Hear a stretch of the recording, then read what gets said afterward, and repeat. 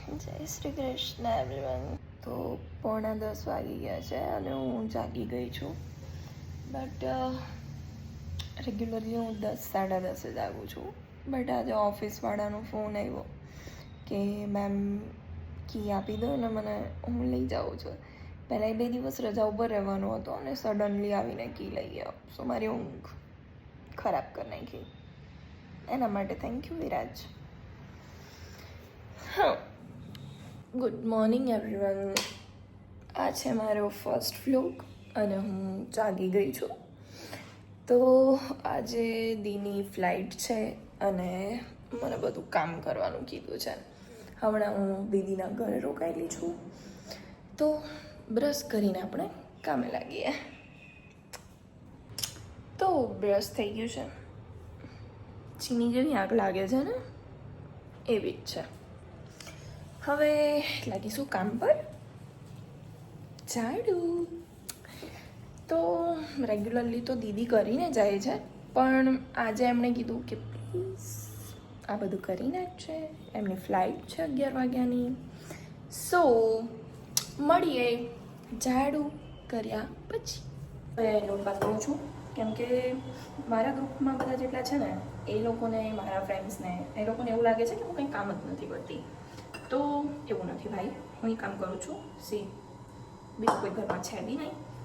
અને તો ઘણા બધા એવું વિચારતા હશે ને કે આજે જ કેમ મેં બ્લોગ પહેલો ચાલુ કર્યો, આજે કંઈ ખાસ છે કે નથી.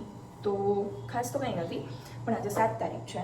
તો ખબર નહીં મારી ફેવરેટ ડેટ કેવું કાંઈ શાયદ કહી શકાય, શાયદ નહીં બી. પણ કોઈ મને પૂછે ને કે તારી ફેવરેટ ડેટ યા કોઈ બી એવો આંકડો બોલ કે જે તારા માટે લકી હોય. લકીની પણ મને નથી ખબર કે મારા માટે એકચ્યુઅલમાં લકી છે કે નહીં. તો આજે છે તારીખ 7, એટલે મેં આજે ચાલુ કર્યું છે. બસ તો લોટ બાંધી લઈશ.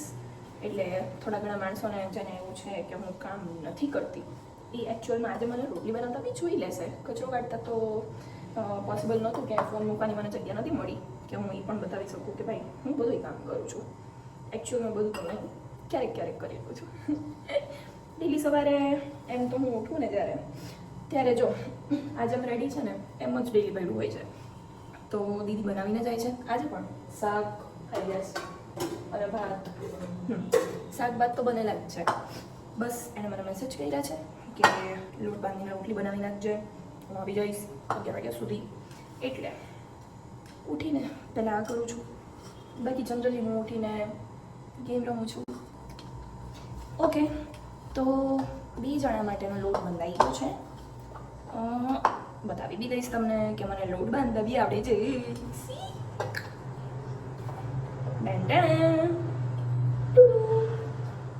હવે બનાવીશું રોટલી.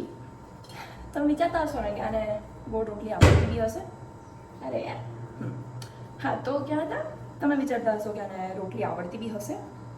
આવડે છે ભાઈ, ગોળ ગોળ.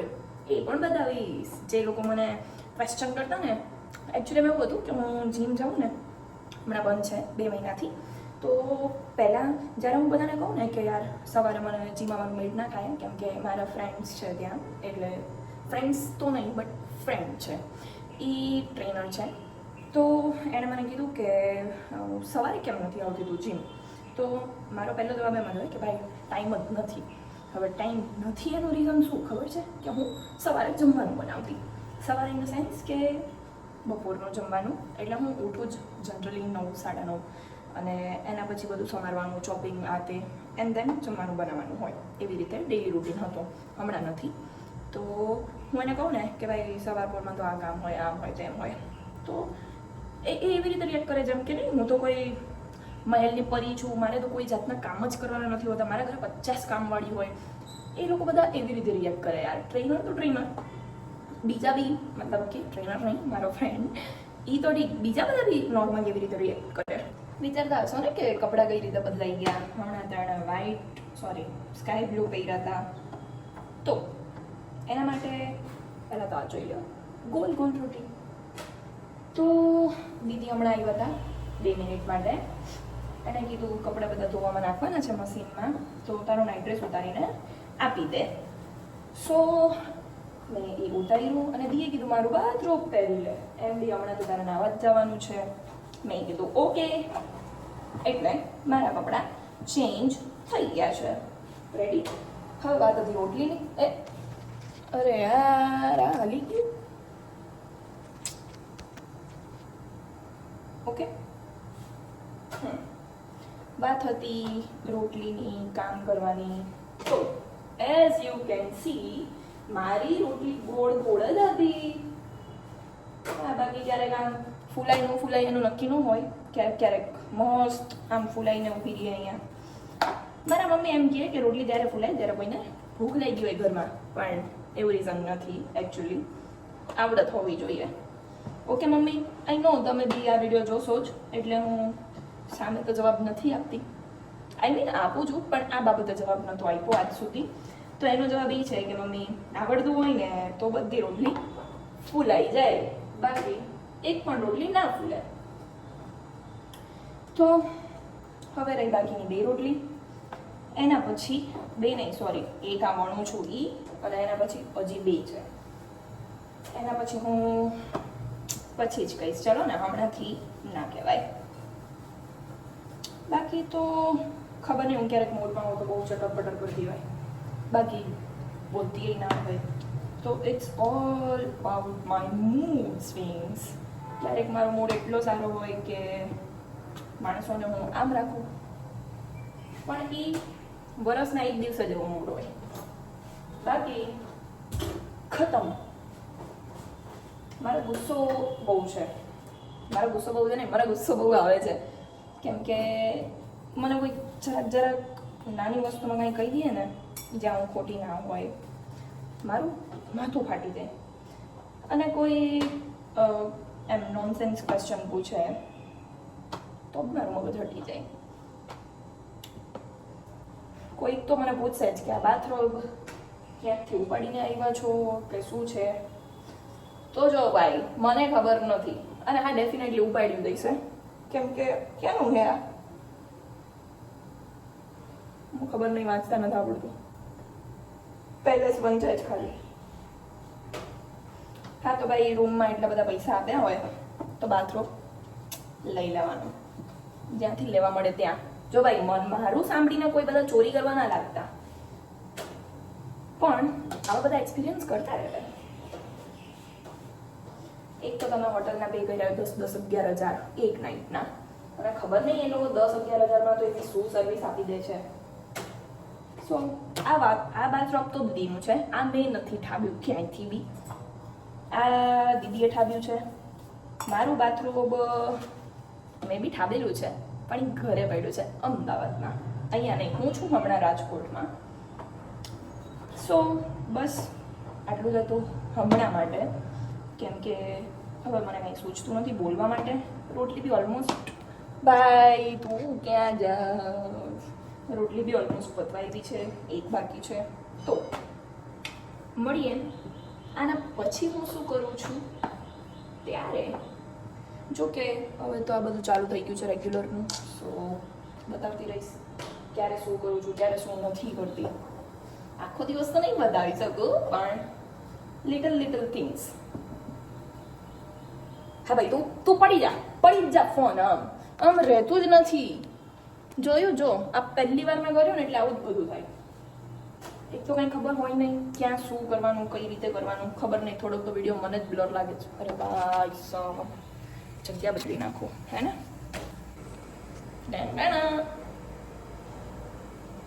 ગયો. હેલો. તો મેં નાઈ લીધું છે, હેર વોશ નથી કર્યા. તો આઉટફિટ ચેકમાં તો અહીંયાથી આટલું દેખાશે. આવી રીતેનું છે કંઈક. હવે કોઈ કહેશે નાઈને બી લાગો છો તો એવા જ, જેમ કે ઊંઘમાંથી ઉઠીને આવ્યા હોય. આવું જ મોડું છે છીની. ઓકે, સો બધું કામ પતી ગયું છે મારું. દીદી પણ નીકળી ગયા છે. હવે હું જઈશ ગિટાર ક્લાસે. ત્યાં થોડુંક ઘણું બતાવી શકીશ તો આઈ વિલ શો યુ. તો રેડી થવાના નામે હું બસ ખાલી કોમ કરીને અને એક સનસ્ક્રીન ક્યારેક ક્યારેક લગાડી લઉં છું, મૂડ હોય ત્યારે. આજે મૂડ નથી સનસ્ક્રીન લગાડવાનો, એટલે આજે નહીં લાગે. મારા વાળ આટલા રહી ગયા છે, આવ 2 વાળ. ઓકે, સો આ છે મારી રેગ્યુલરની હેરસ્ટાઈલ. સી, આ છે મિરરની હાલત, આ છે મારું આઉટફિટ. Check by. આવી તો ગઈ છું, but as always sir late છે. અહીંયા છે ઉપર ક્લાસ, પણ એઝ ઓલવેઝ સર આવ્યા નથી. ઊભી છું.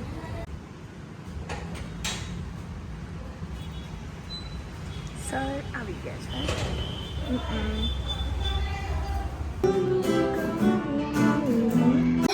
ક્લાસ પતાવીને આવી ગઈ છું ઘરે. હવે જમવાનું કાઢીશું બધું. કેવી લાગુ છું? હા, તો આજે બિંડા. અરે યાર, આ ફોનને છે ને ઘર બહુ વધારે ગમતું લાગે છે. આખો દિવસ આમ ફરી જાય છે. સો એઝ આઈ ટોલ્ડ યુ કે દીદીએ સબ્જી બનાવી લીધી છે, ભીંડા બટેકા, અને મેં બનાવી હતી રોટલી. યાદ જ હશે ને? હા, આઈ હોપ તમે બધાએ જમી લીધું હશે, ઓર એલ્સ જમવાની તૈયારી કરવા હશો. બતાવી દઈશ તમને મારી ડીશમાં શું છે, કેટલું છે, કેટલું જમવું છું. ફિલહાલ તો બધી રોટલી નાખી દઉં છું, એટલે મારે પાછું ઉઠવું નહીં. એમ ન સમજી લેતા કે હું આટલું બધું જમું છું.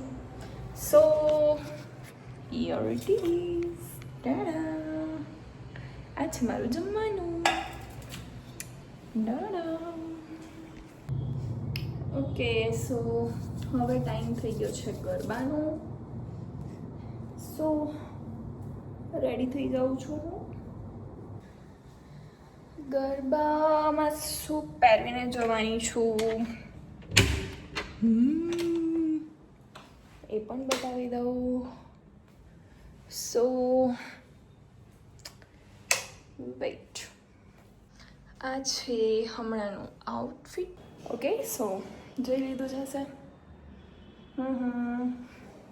મેકઅપના નામે હું એક પાવડર લગાડીશ ડેફિનેટલી. બસ આ છે મારું પાવડર. મારું તો નહીં, એકચ્યુઅલી દીનું બધું યુઝ કરું છું. મારું કોમ્પેક્ટ ખાલી થઈ ગયું છે. જનરલી હું રેગ્યુલર બેઝિસમાં પહેલાં ઓલી સનસ્ક્રીન હોય ને એ લગાડું અને કોમ્પેક્ટ કરું, but as you can see I don't have compact. So પાવડરથી કામ ચલાવી લઈશું. થોડીક તો જરૂર પડે યાર, એટલી બી સારી હું નથી લાગતી. કદાચ પાવડર લગાડું ને થોડી હું સારી લાગવા લાગું, હે ને?